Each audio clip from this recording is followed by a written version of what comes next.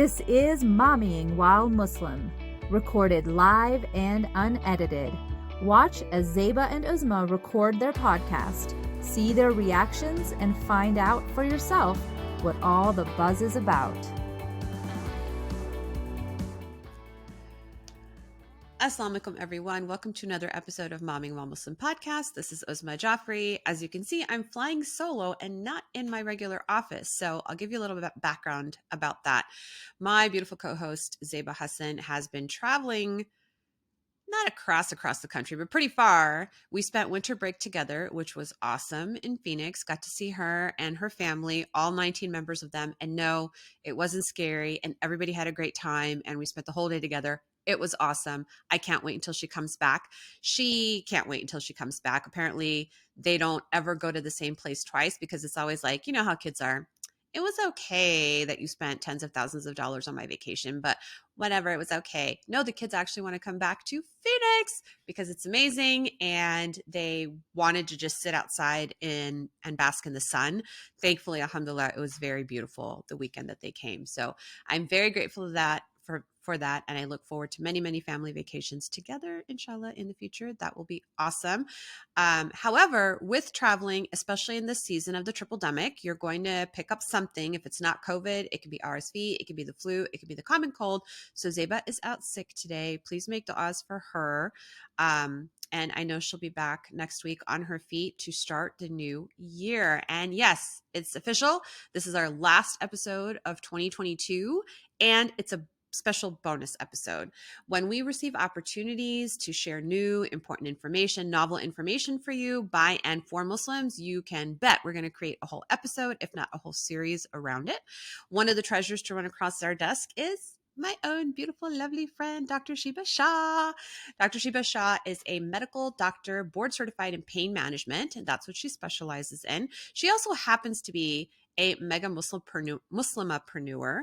She owns her own business. She's making a killing there, mashallah, in the pain management world. We're so, so proud of her. She is boss lady goals. So I love it.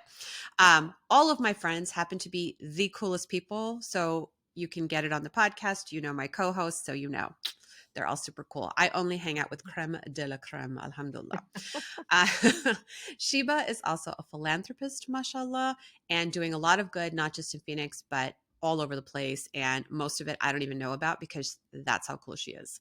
I can assure everybody that you are going to learn so much. I'm so excited because the modality that she's here to talk about, this novel suicide intervention that we have, is actually something that I didn't know much about. And she's the one who brought it to my attention, I want to say a year and a half ago. And I had to look it up just to learn about it. It's not something that I do, but I think, because we talked about suicide last time, we don't ever want to just talk about the problem. We also want to offer solutions to our audience. So this is a potential solution that's available for people in America, Muslims in America. And we want you to know, for those families who are desperate, we're going to try to offer something new and different for you. Of course, you're always going to go back and talk to your doctor about this. This is in no way any kind of medical advice, but get ready to have your socks blown off by Dr. Sheba Shah. Welcome, Dr. Sheba. Well, thank you, Uzma. That's quite an introduction, and sounds like big shoes to fill, but thanks. I know that you can do it even though you have tiny feet. No problem. We'll just put you in some couture shoes. You know you walk best in those. Mashallah. I do love those. So we like to kick off the podcast by asking a little bit about your mom and her mommying philosophy. My mom, let's see. So I'm of Pakistani origin. Mom, dad came to the country, U.S., I think sometime in the 60s. My mom has been your, I guess, typical domestic mom, making sure everything was taken care of for us in terms of cooking, cleaning, getting us bathed, fed, everything. But her philosophy has always been progressive. So in terms of women empowerment, she's always been an enabler to just, educate yourself, get a career, pursue your purpose, alhamdulillah, those kinds of things. So she's always been kind of like my backbone when it comes to pursuing things I'm passionate about. Yeah. And you post a lot about your mom. She's like your BFF. She is. She's my personal shopper, BFF, spiritual, you know, guide, mentor. Alhamdulillah, we have a good relationship. Alhamdulillah, that's really, really Yeah. awesome. Yeah. So, tell us about how this culture that your mom created within the family, like how that may or may not have inspired what we're talking about today. I would say, one thing that comes to mind is single-handedly, she's the reason I became an interventional and chronic pain management doctor. Hmm. She did the typical thing, which was, if you don't get into med school, you're going to get married. That's So I inspiration. was like, at 21, I was like, okay, I'm going to med school. No brainer there. Then after I was done with 5 years, or like, all the years of med school, and then I got done with residency training in physical medicine and rehab, which is my primary background. She said, so what's next? And I said, I'm gonna get a job. She said, no, you're not. Can you specialize? I was like, yeah, I can. She's like, okay, then you're Oh, going to. oh, Okay, wow. okay, okay, Or mom. you're going to get married? Well, by that time she was like, please, please, please get married. It was getting late in the game by that time. But Yeah. no, she was like, if you can specialize, pursue it, whatever it is. And for the longest time, she called me a physical therapist because she didn't Oh, I understand know. What's BM&R? what's PM&R. She's like, what do you do again?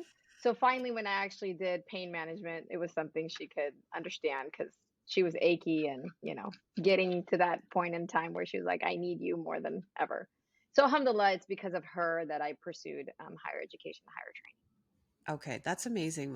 mashallah. Because, you know, I don't know. I feel like there's like two camps that we get in the Muslim community of moms wanting their daughters to get married and have children and be domestic and make me a grandma already.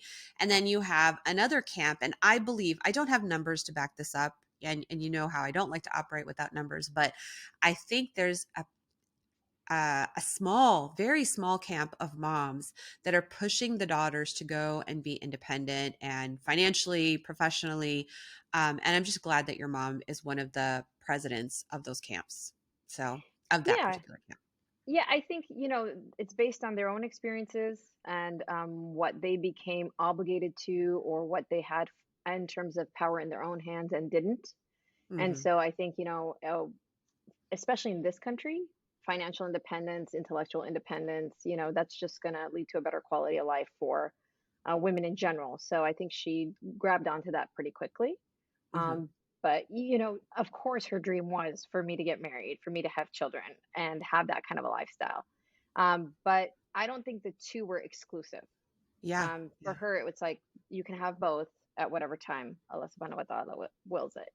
Exactly. And what I love about it is you described your mom as progressive, but I don't think like, I still think your parents are pretty conservative Muslims. Yeah, yeah, you they are. know and so I don't think that that's exclusive. Like progressive doesn't mean that, oh, we're not super religious people. No, that's not what it means at all. Like I think Islam in general, like basically is progressive. We're the ones that put all of these like Right.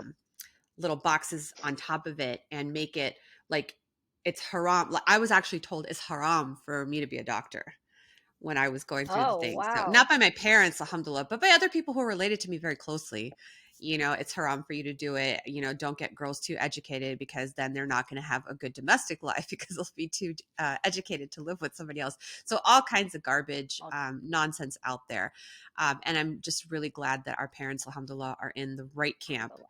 of Yeah, just progressive enough and still maintaining our Islamic values, because I know you're hardcore about your Islam too. So I love you for yeah. that.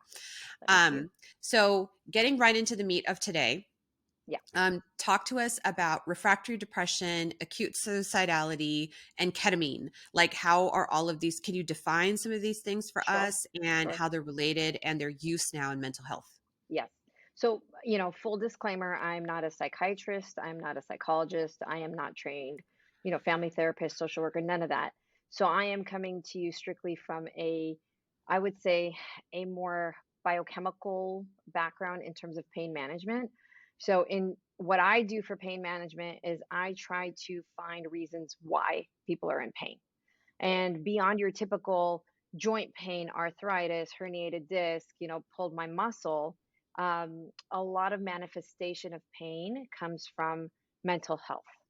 So when people can't actually sift through and kind of figure out what the issues are dealing with their depression and anxiety, it manifests as physical pain, and it can manifest for years, chronic pain, right? It's like the mom who loses a child when the Yeah. child is young, and then all of a sudden for the rest of her life, she's got this physical pain because she hasn't been able to deal with the grief and the loss.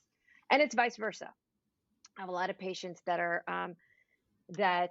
because they're in pain due to a particular injury, a back injury that never got better, and they're limited in their life, it now becomes a depressing thing, right? So Hmm. they're in this cycle of, I can't move, I can't get my endorphins going, therefore I'm now falling deeper and deeper into depression because I'm disabled. So they Right. go hand in hand. So, what is treatment resistant depression? So that is when defined as when somebody who has been diagnosed with either major depressive disorder or acute depression has at least tried to be on, I believe it's 2 antidepressive medications, but been refractory to that. Refractory meaning they're taking it for 4 to 8 weeks at a time, but their symptoms aren't alleviating. They're not getting any better. And so that, over time, that can lead to just a lot of darkness, numbness, and ongoing thoughts leading to suicidal ideation, right? Right. Then you've got major depressive disorder, which I think it's defined as, I think, more than like 6 months of persistent symptoms Hmm. that are defined with depression. And then where ketamine came into this for me as a practitioner is, how do I get my patients better when they may not have the time to figure it out, or the wherewithal, or the motivation, and they need immediate help? So I'm Okay. always looking for something to help immediately. And, I can get into more of how that ketamine came to be, but that's kind of Hmm. like an intro to kind of Yeah. help you understand. Yeah. Yeah. No, actually, I would love to get into how ketamine came to be, not just for you personally, but like even historically going Yeah. back. Because I mean, reading some of that, I was like, man, everything good starts Yep. with EMS. So, just a little bit of history on ketamine. Again, my background's physical medicine, rehab, not anesthesia, but it's a well-known drug used by anesthesiologists worldwide. I think it was developed somewhere in the 1950s. It's an anesthetic, and basically it works different than other opiates and narcotic medication because it simply binds to a different receptor, and it's used in ORs regularly, commonly. You won't meet an anesthesiologist who hasn't used this medication during a procedure to give pain relief, essentially. But what happened over time, and more recently, I would say in the past couple decades, is uh, doctors started noticing that when a patient was brought in from a suicide attempt and they were given a form of ketamine, the reduction in the suicidal thoughts and the attempt to actually complete that thought and that action reduced immediate within hours. Within hours to days, this person went from whatever means they were going to try to kill I want to themselves, jump off a bridge to, jump off a yeah. bridge, slit my throat, carbon monoxide. I mean, astaghfirullah, so We're many not giving things. anybody ideas, by the way. Okay. Not Don't at do any all. of those Not at things. all. No, astaghfirullah. But I mean, some of these things I can't even think about. I have to read about and be like, oh my gosh, this is actually so geniusly creative. Hmm. Astaghfirullah. But within hours, those thoughts would subside. And there's studies ranging from 80% of people being in double blind studies, compared to placebo effect of like 33%. 80% of these patients within these studies of like 90 people, 150 people, had an immediate reduction in suicidal ideation. I Hmm. think that's so significant. So an doctor started noticing this over and over and over again. And then it became something that people wanted to study. People wanted to know more about. How does it work? How does it function? And how did we apply it? And so it's become actually quite a popular mainstream treatment for psychiatrists and psychotherapists to use. Yeah. Yeah. Now, can we talk a little bit about the science behind why it works? And I guess the question that everybody might be like lighting up in the brain is like, wait a minute, this is like an IV drug and it's used by anesthesiology. Is this the Michael Jackson drug? Is this the drug that killed Michael Jackson? No, it's not. Thank God. Dispel that. Yeah, That completely was different. that's totally different. That was propofol. It's like white milk color. Yeah, it's the milk This is stuff. Yeah, this is perfect. clear. We don't even use this in those doses. Completely different stuff. So Okay. the biochemistry behind it is slightly understood, not very well understood. And I want to address the mainstream kind of, pop culture about it. Special Okay. K, right? Yes. Drug overdoses. When people hear the word ketamine, they think of like horse tranquilizer Yes. or, Because that's what it was first. Yeah. right. So all Back in the these, 50s and 60s. Yeah. right, a hallucinogen, a psychedelic. So yes, everything used in extremes can be deadly. Hmm. And it was used in the 80s and 90s as a street drug called Special K, used in raves, used in dance clubs. People were dying off of it. And people, if they overuse it and overdo it now, can still pass away from it. However, what's been discovered is in micro dosing. So we're not talking milligrams, we're actually talking micrograms of dosing Hmm. of this. Under strict protocols of monitoring heart rate, monitoring blood pressure, and some kind of NP or MD oversight, it's actually very effective in a controlled environment. Hmm. So what it does, just to be super technically and geeky, I it's love just it. geeking out. Let's do it. The best journals of the people who geeked out on it are like, we don't really know how it works, but it works. It basically binds to an NMDA receptor on neurons, and it causes a blockade of those receptors so that the biochemical, what are those called? Transmitter called glutamate cannot bind to the receptor. So what it does is it causes a flush of glutamate in the system. And apparently increasing glutamate in the brain, particularly, it's not anywhere else, it's just specifically in the brain, will shut down certain negative neuropathic pathways, and it will increase and upregulate particular synapses that are beneficial and positive. Another secondary thing it does that has been shown in like histopathology is basically that it increases synaptic transmission.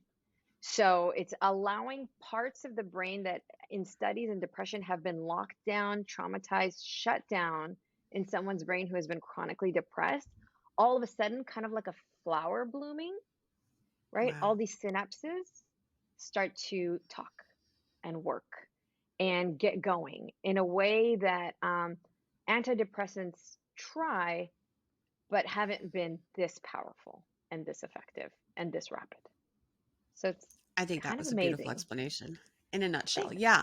I mean, the thing that worries me is, my relationship with the NMDA receptor has been very rocky at best, I know. I know. just from personal experience. But, just hearing about it, like being shut down and actually helping people makes me Mhm. feel really good and really safe, especially when you're talking about supervised administration of this particular drug. So, can you talk about some of like if somebody had depression that had failed trials of medication Mhm. or they're acutely suicidal, because that's what happens like when you're a family member and you're watching your loved one suffer like this, either Mhm. long term because the medications are not working, or man, they're going to hurt themselves right now, calling 988 is not helping me, I'm afraid they're going to do something. What should they do? Who do they go to? Like, is this something Yeah. you can call your primary care doctor for? And how do you set it up? What do you even ask for? Great questions. And it can be challenging depending on what part of the country you're in, right? Okay. Because not a lot of doctors necessarily know about this as a first line treatment for depression, which is really great that we're educating our community because Hmm. once you go looking for it, you can be prepared and you can try to find it, right? There's Right. different forms of it. So if you, let's say somebody needs to go to the ER and it's your family member, your loved one, your friend, your spouse, your kid, whoever it is, what you would do as a person who's educated about ketamine, you would ask the ER doctor, hey, can my loved one get a form of ketamine that you have available in your ER right now? And there's two forms they could potentially have available. They could have an IV form in which somebody from anesthesia can come and administer it in the ER or whatever protocol the hospital has.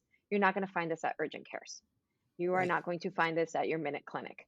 So you got to go Or to your an doctor's ER, office, right? not your primary care doctor's office. Yeah. So in case of an emergency where you're like, I need help, and now it's Saturday, 11 p.m., you would go to your ER, your nearest emergency department, and you would ask for some type of ketamine treatment. They can offer it IV, like I just said, or the second type of form that it comes in, which is FDA approved, is a nasal spray, and it's called esketamine, Esketamin. And that's a nasal spray, and that can be readily available too. But again, both of these doses have to be administered in a monitored way, just because it raises blood pressure. And the other thing that's really important for everybody to know, it is a hallucinogenic. It will cause disassociation. That is normal. That is temporary. That is passing. However, that is a side effect of this medication. So if, somebody's in the ER and their loved one now all of a sudden is having auditory, visual, some kind of hallucination, they may not go wild and crazy. That's not how this drug causes that hallucination. It's not an amplification. They'll be very much conscious and with it. They'll be able to talk to you and communicate with you, but something inside is happening, right? And it's meant to activate the hippocampus in a way that's, similar to having a psychedelic drug. So don't be afraid of that. Just know that that's a common side effect that's likely to happen. And in fact, when we treat, like I treat outpatient. So let's say it's not an emergency. It's not Saturday at 12 p.m. or a.m. Let's say on a Monday morning, you wake up and you're like, my 16-year-old son has been withdrawn and it's been months now. The psychologist isn't helping. I don't know what to do. I'm at a loss. You Google the nearest ketamine infusion therapy person near you. And there's clinics. There's clinics throughout the country and physicians throughout the country that are doing this locally. And you can Google who's near you, but what you want to look out for is who's the provider, right? Is this a board certified trained provider who's an MDDO administering this? Or is it a nurse practitioner? And there are guidelines where nurse practitioners have the ability. It's not to say they can't administer it. They're trained and certified, but you got to check. And you have to check to make sure that the supervising physician on top of them is a medical director indeed. Because you don't want to be taken in by a subscription-based model that somebody outside of medicine came up with because they're like, hey, pay $129 a month and you can get all the ketamine you want. No. This has to be very, very above board. And you want your loved one being taken care of somebody who's really well trained to do it. Yeah, and not just interested in the bottom line. So you mentioned 16-year-olds as an example, but can you talk about what the ideal ketamine patient would be in terms of gender, age, medical conditions? So, presentation. Usually in medicine with like heart disease and certain, neurologic disorders, we can always stratify people based on studies. It's not studied very well. They're ongoing studies. So what I do is I attend American Society of Ketamine Professionals, what's it called, a conference every single year where all the professionals come together and everybody's sort of doing their own pods of research, and they're doing their own clinical research, but we haven't come to a stratification of this age group, this gender, this particular race, because it helps kind of everyone right now. So the indications mostly right now are depression, anxiety, PTSD, complex regional pain syndrome, but it's also used for migraines, chronic pain, fibromyalgia. There are so many indications for it that when you go for a consultation, truly the person who's actually looking at your history is going to say, yeah, I think you're a good candidate for this. So what are contraindications? Let's start with that. Yeah. Right. Somebody who's got severe hypertension, they're not a good candidate for this. Somebody who has schizophrenic disorder, they're not a good candidate for this. Somebody who's got, liver issues, like boiling down to basic medicine. If your liver and your kidneys aren't working well, you're not going to process the drug well. It's going to be more harmful than efficacious. Right. So just getting that consultation of who's a good candidate and who's not comes down to like bare bones, basic medicine. Do you have heart conditions, liver conditions? Do you have a previously existing other mental health condition? Bipolar disorder is another really good one. It's very helpful for, but it can help with so many other painful conditions. I mean, I treat all kinds of patients who come up with childhood trauma from molestation, sexual encounters with relatives, and really the work has to be done in therapy. This is Right. not a substitute for therapy at all. Right. This is just one little piece of the puzzle that can help somebody get over the hump if they're Yeah. feeling like a plateau in their treatment. I was reading somewhere that for people who have not gotten better with, ideally for, major depressive disorder or chronic anxiety, the treatment is medication and therapy. Like you have to have Absolutely. both hand in hand in order to work. But sometimes when, and we know that these medications that we use, they take weeks to get a blood level that works. And I mean, I personally, my practice is I'm a chicken. So I'm always going to start lowest dose and work Hmm. my way up. Hmm. The fastest I'll progress, depending on the drug, will be every 2 weeks. I'll increase the dose. Otherwise, it's every month. And that can be a long time, especially when Hmm. somebody's acutely suicidal. But then, when you're persistently feeling like that, it takes a lot of motivation to get into the therapist's office. Yes. It takes a lot of concentration to listen to the therapist and receive the information and the feedback that they're giving you.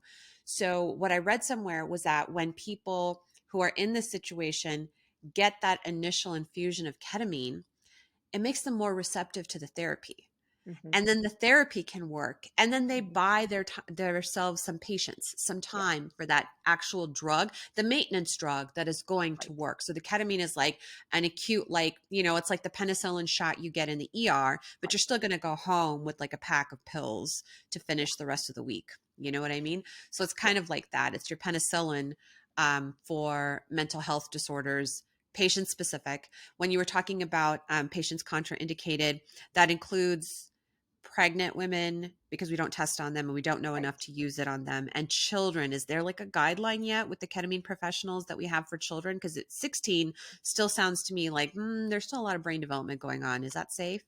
So again, there's no specific guidelines because ketamine as a drug is based on milligrams per kilogram. Oh, So technically, it's weight based.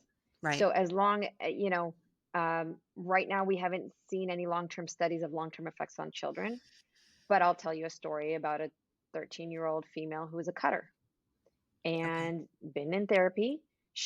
We just treated her last year.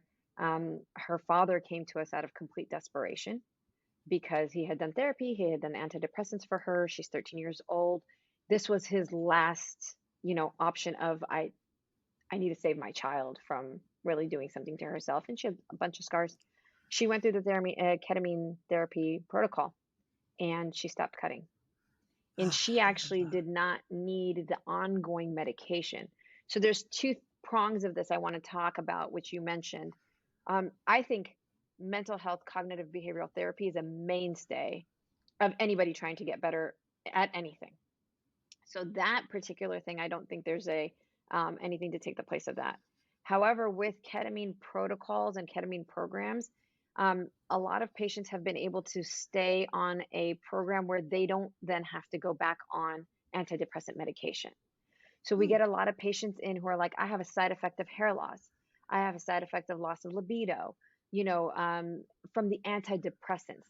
Yeah. And so when they get the ketamine therapy up front, which is usually in the neighborhood of 4 to 6 IV treatments in the course of 2 weeks. Then they can go to a maintenance and a booster program where they then can get their ketamine infusion therapy once every 4 weeks, once every 3 weeks, once every 6 weeks as a maintenance, and they don't actually have to be on a pill every single day. And a lot of patients find that very attractive because people Yeah. don't like to have to take medications with all these side effects, right? Yeah. So, on one hand, we don't have enough studies to show how young we can treat somebody. But on the other hand, there's a lot of other benefits. You got to weigh risk and benefit here. Yeah. I think we need Yeah. to ask our anesthesia friends, like if they use ketamine in pediatric surgery. I'm sure they do. Yes. Yeah, they They do. do. They Yeah. do all So the it's time. weight based over there. So we have Exactly. those studies, but it's a Right. different dose, like you said. Yeah. Right. Right. There was something that came across my mind. You're talking about 6 weeks, 8 weeks for maintenance therapy. Do you guys have like an average yet, or the average patient? This is probably really custom to and personalized. Like, how many maintenance doses would somebody potentially need? Sure. So what we've seen is that within the first 1 to 2 doses of IV ketamine, in terms of acute suicidal ideation, it's repressed in the neighborhood of 80 to 90% of the time. Okay. When it comes to non-acute suicidal ideation, such as, just ongoing chronic anxiety and depression, we're seeing the average of 4 treatments IV before we're seeing long-lasting uh, um, changes and Okay. long-lasting effects. So what we say is at the 4th dose, we're seeing patients say, okay, I actually feel much better now. I can tell this is working. But Mm, what happens is at the 4th dose, they think, okay, I can stop now. So we need to get them to the 6th dose so that they're getting the longer benefit, which is lasting them now anywhere from 2 to 4 to 6 weeks at a time. Majority of the patients with acute depressive disorder can just do a once a month maintenance therapy, and that mm. and that helps them.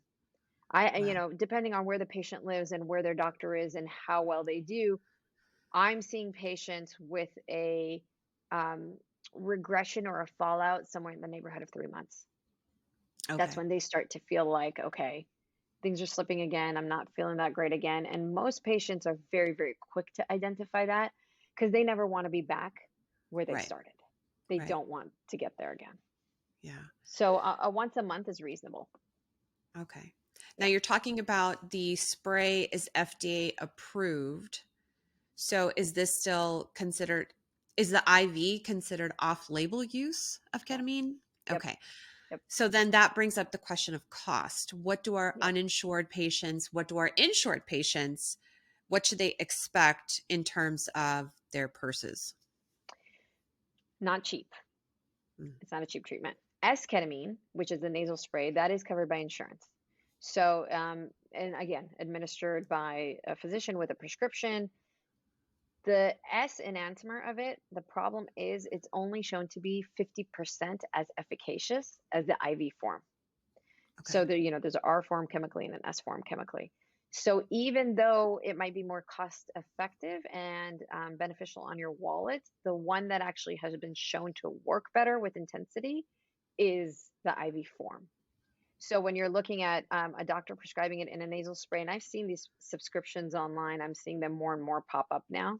Yes. You are only going to be getting the nasal spray version of it, which can take longer to work and not be as potent and not as effective. That's according to insurance copay, right? Whatever Right. that is, according to your prescription benefit. You can go to a doctor, you can try to get a prescription. When it comes to the IV, insurance is not covering it right now. We've tried and tried and tried various different ways to get that coding and billing through. The minute they see the word ketamine, they're out. Yep. So regionally, it depends. If you are going to a clinic that is manned by mostly mid-level providers, such as physician assistants, nurse practitioners, you might be paying a lower amount, somewhere in the neighborhood of between 300 to 400 per IV infusion. But if you go to an MD who is then actually making a specialized cocktail to deal with adding magnesium, adding Zofran for nausea, for additional anxiety, they're adding different medications with the ketamine, which is actually great to enhance it that way. We Mm, see better outcomes that way. Now you're paying somewhere in the neighborhood of maybe 600 to 700 per infusion because you've got an MD on site, really, really making sure this is personalized to you. okay. So, depending on where you are, you can, find a provider and somebody who's doing it from 350 to 700. It's a wide range. Is this something that would be covered by like a health savings account? I think you can use your HSA to pay for it. Okay. Yeah. That would be Just really cool. depends on the facility and what they accept. A Yeah. lot of Yeah. providers, you can do this though. This is a great thing which has been used effectively in psychiatry and psychology all the time. Get your um, charge sheet, your billing code, like your HICFA, right? So Hmm. if your provider can provide you with the codes and the invoice for it, you can then go on and submit it to your insurance and say, Yeah. hey, I want you guys to cover this as a benefit of mine because I'm paying you the premium. It's a Yeah. lot more powerful and effective when a member of the insurance goes to the insurance company to say, hey, I want you to cover this for me. Whereas a physician, we get nowhere They with reject insurance us company. like Yeah. left, right, and Yeah. center. Yeah. We All we the mean time. nothing. So yeah.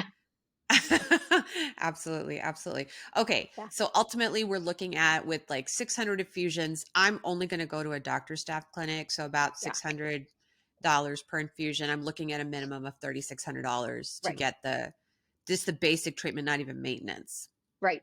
And a Okay. lot of them will work with you on a payment plan, right? So they'll Oh, have okay. packaging. Yeah. They'll have Okay. like, okay, do 5 treatments, you'll get the sixth one at a discount or possibly even complimentary, because they want to, and that's not gimmicky. I know it sounds very marketing and gimmicky. It's because they actually want to ensure better outcomes for you. They want you to get the 6 treatments. Because if Yeah. you get to the sixth one, then you're likelier to have a better outcome. Yeah. Um, Yeah. but marketing gets the best of all of us. I'm it's like super suspicious of marketing myself, Me but too. that's the reason why they're offering packages, uh, Yeah. because it works after between the fourth and the sixth. Yeah. Yeah, My concern is after hearing this episode, there's going to be a bunch of people contacting Dr. Sheba Shah and saying, how do I get this? Like, I want this because they don't want to go through the steps of, so many people in our community have untreated depression, undefined depression, because there's still so much stigma. Like, I mean, this month has shown us that it takes a lot for somebody to seek any treatment, much less recognize that they need the treatment. Um, I don't want the label. I don't want the medication, but I want a fix now. What do you say to people who approach you like that? Like, fix me now. Fix this now. I wish I could. Uh, I, again, mental health, and I think health in general, no matter if it's your heart health, your joint health, it's multifaceted. So I think we have to understand that this is one piece of the pie, one piece of the puzzle. And while it can be implemented, you don't want to set yourself up for failure by making this the magic bullet. It's not the magic bullet. So when we screen patients, we encourage them and advise them medically to be in therapy ongoing congruently. Find a therapist, get into therapy, and then come on in and we can help you. Some patients are red flags and we just won't treat them. If Mm, somebody's got an opiate problem that they are supplementing without the compliance of a pain management doctor on board, we will not treat them. It's a multifaceted approach. So um, the infusion therapy with your other providers working hand in hand is like the best way to do it.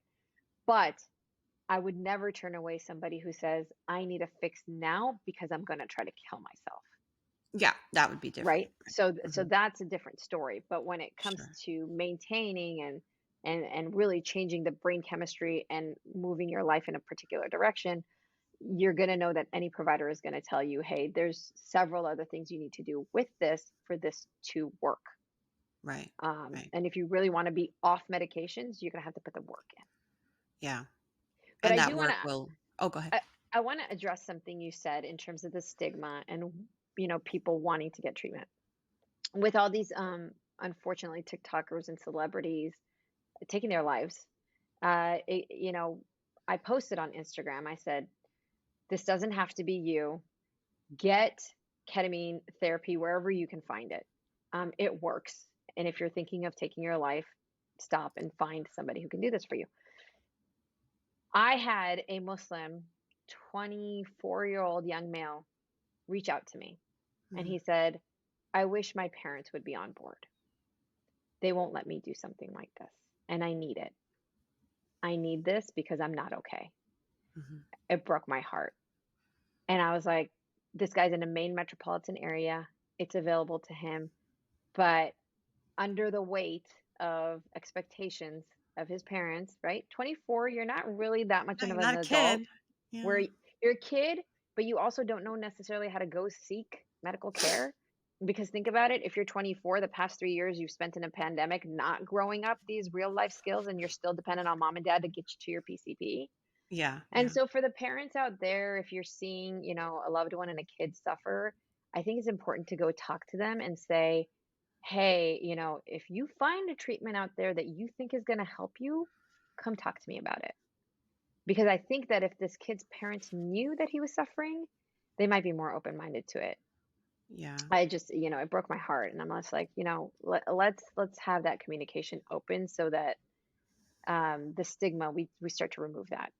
Yeah, no, Yeah. 100%. And I think from an Islamic perspective, like as Muslims, we're not supposed to take anything addictive or hallucinogenic. And, basically ketamine puts you on a trip. And Hmm. so maybe some people are like, oh, well, we can't take that because that's haram. That's like saying don't take NyQuil because it has alcohol in it. But, Hmm. I don't know. I know that works great for my colds and I'm going to take it because it's a medicine. And back Hmm. in the day, before we had medicines like Tylenol and whatnot, we used to give kids brandy to like decrease their cough or put them to sleep so that they, could hopefully bring down the temperature or at least let us put ice packs on them and not fight us. So, for medicinal purposes is different than using Special K, right? Yes. We're not using this as Special K. Nope. And whether you use the spray or you use the IV, you still need to be monitored for 2 hours by a professional, by a Absolutely. doctor, or as you said, in those mid-level staff clinics, you have to be monitored. So you're doing this in a very structured thing. And after the reason why 2 hours is that's when the trip is generally over. Right. So Right. it's a very temporary, small thing. That's why we can use this safely in anesthesia because it's a quick on, quick off, Yes. but the Exactly. long lasting changes in brain chemistry that are happening, like it shows us or Yes. has demonstrated both through just observational study that, as well as, evidence-based trials or clinical trials, that there are some long-term effects and we don't know what we don't know about the brain yet. And I No. can see where the argument would be like, well, that's why we don't know what the long-term effects are, so we shouldn't use it. But we've been using ketamine for decades, Yes. in the operating room, and nothing's ever Yes. happened short of somebody who used to have suicidal ideation woke up and for 9 months they never had it again, Yep. Yep. So I think for those who are poo-pooing it from an Islamic perspective, saying we don't use things, ketamine also works on your opioid receptors, and that's why it can be addictive. But when we're, closing it off because, oh, it has potential to be addictive, it takes you out of your mind. Again, we're using it as a medicine. We're not using it for Hmm. recreational purposes. So if Hmm. it's the only thing that could possibly work for your kid because you've tried everything else, I would say open our minds to it. For Hmm. those who are going to DM lots of hateful messages about us touting like, Oh no. addictive Are drugs, like we gonna get just hate? please. Yeah, we do. But that's Oh okay. gosh. I think that's Okay. why we explain it and say Yeah. this is the perspective that we're coming from. And you have two doctors on the screen right now explaining to you that this is, for medicinal purposes. Typically, Islamically, that is okay. But check with your trusted imams, Yes. to figure out like what is going to be your moral, if you're having a moral conflict about using it. And some people do. They literally think it's haram to use modern medicine when you Hmm. have Tabibul Rasul, the medicine of the prophet, which is great. But I don't know. If I saw my prophet suffering, I would have offered him maybe a little bit of ketamine, maybe a little bit of morphine. When he was dying, he died in a lot of pain. So, Yeah. Right. um, yeah, I mean, I'm against pain. Yeah. And I'm not even a pain Same. specialist. Same. That's Like, that's what I live I'm for. anti-pain. Yeah. So that's a bad P word that we don't use. So Jazakallah khair for all of that beautiful information. And I know that we're going to be getting a lot of DMs from people who are like, how do we contact Dr. Sheba Shah? So we're going to have all of that in our show notes. And in the meantime, we've got a special surprise for you, which is our rapid fire. I don't know if you've listened to our episodes before, but you love me, so I know you have. Yeah, of course, all of them. Wink, wink, wink, wink. So the Yeah. rapid fire is to help people get to know you a little bit more Okay. personally. There's Oh gosh. no right answer. Whatever is the answer that comes to top of mind is the correct one. And we like to kick it off by asking, what are you Okay. reading right now? Oh, a book you sent me. Thank you very much. Oh, you're very welcome. Entre MD. Sure, Okay. I think. I'm nervous. Yeah. So you said Entre MD. Entre Perfect. MD. Thank you for sending it to me. Thank you for You're very motivating me. welcome. Love you. I work hard at that. Yeah. If you could be any Disney character ever made, who would it be and why? Um, okay, this is gonna sound really superficial, but I love Scrooge McDuck. I love Scrooge McDuck. Because I just love when he dives into those coins. I've always wanted to swim in them, and I'm like, I imagine them to be chocolate coins. So like, I just always wanted to swim like in a tank of chocolate, I guess. And a tank of chocolate coins. Oh my God, that makes me so happy. And hello, I completely forgot about him as a Disney character. And I'm so glad it wasn't a Disney princess. You are Oh like no. my ride or die. I love you. Um, if you could have an unlimited supply of one thing, what would it be? Health. Health. Oh, mashallah. Good answer. Yeah. What is the most interesting thing in your wallet or purse? It's not interesting at all, but I love it. I like flossers because stuff gets stuck in my The teeth. little, oh, I know. And as you get older, your teeth Yeah. spade. I can't eat popcorn anymore. It's so I can't annoying. go out without a flosser in my wallet. That's a good idea. I was so mad because I'm out of town right now and I forgot to pack my floss. So I was like, Yeah, it's shoving things in irritating. there, trying to get the popcorn out. All right. I think this is a timely question. What habit holds you back the most? Uh, so I'm a dichotomous person. I'm incredibly motivated and then I'm incredibly lazy. And if I could just take the lazy times and make them less, I mean, that's my Achilles heel, Do you being think it's lazy. really laziness or do you think it's like overwhelm because you do so much? Sometimes it can be like I have literally so many plates that are full that I'm juggling on sticks. Do I you think mean, maybe I'd it's like to overwhelm? give myself that excuse, but truthfully, sometimes it comes down to it. I know. I'm like, today I'm gonna be lazy. Like, that's Yeah. just it. Well, no, you did this podcast recording today.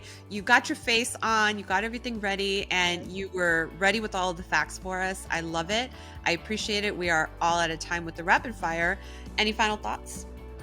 I hope that everybody's open-minded to helping their loved one, and I just really hope this helps people. That's it. That's why we do what we do. That's why we are who we are. Just want to help people.